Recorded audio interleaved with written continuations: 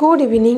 তো আজকের রেসিপি হচ্ছে চিতই পিঠে বা খোলা পিঠে, যে যেভাবে বলে। তো আমি এই মাটির খোলা মানে খোলা পিঠের খোলাটাতে অল্প তেল লাগিয়ে নিলাম। এবার আমি এখানে একটা ব্যাটার করে রেখেছি, চালের গুঁড়ো, সামান্য লবণ আর জল দিয়ে একটা ব্যাটার করে রেখেছি। এখানে এক ডাবু ব্যাটার আমি দিয়ে দিলাম। এবার আমি এর ওপরে অল্প পুর দেব, মানে চাচি বা খোয়া যেটাকে বলে সেটা দেব। তো এই পুর অল্প আমি দিয়ে দেব এর মধ্যে, তোমরা শুধুও করতে পারো। তো আমি পুর দেওয়া করলে খেতে বেশ ভালো লাগে। তো এবার আমি এই পুরটাকে ঢাকা দিয়ে দেব। তো অল্প ব্যাটার দিয়ে এটা আমি ঢাকা দিয়ে দেবো। তোমরা ঢাকা না দিয়েও করতে পারো।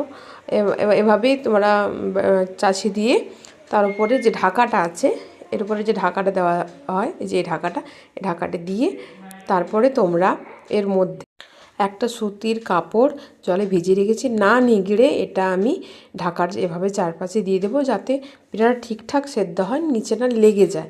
আর মানে নিচে লেগে যাওয়ার থাকে। আমি মিডিয়াম গ্যাসটাতে বসিয়েছি, মানে একদম ছোটোটাতে বসিয়েছি, আর একদম ফুল ফ্লেমে আমি বসিয়েছি আর কি।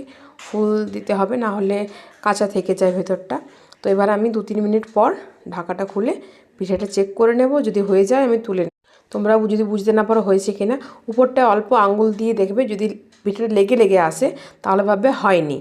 আর যদি দেখো যে না একদম পারফেক্ট হয়েছে, এভাবে উঠে আসবে, একদম ঠিকঠাক উঠে আসবে, মানে জাস্ট খুন্তি লাগালেই উঠে চলে আসবে। দেখছো কতটা জালিদার হয়েছে পিঠেগুলো, নিচটা একদম কালো হয়ে যায়নি। নিচটা একদম কালো হয়ে গেলে খেতে ভালো লাগে না, আর মানে পুরো হাতে কালির মতো লেগে যায়। অনেকক্ষণ রেখে দিলে বা কম ঠিকঠাক জাল না দিলে পিঠেটা এরকম খারাপ হয়ে যায়। তো এই যে এগুলো পুর দিয়ে বানিয়েছি, তো দেখাতে গিয়ে এভাবে ফেটে যাচ্ছে। আর আমি শুধু পিঠেও বানিয়েছি, শুধু খেতে ভালো লাগে, পুর দেওয়া করলে বেশি ভালো লাগে। তো আমার এতগুলো পিঠে হয়েছে, রাত্রেবেলা ডিনার করবো, তো এতগুলো পিঠে হয়েছে। তো কেমন লাগলো জানিও। টাটা।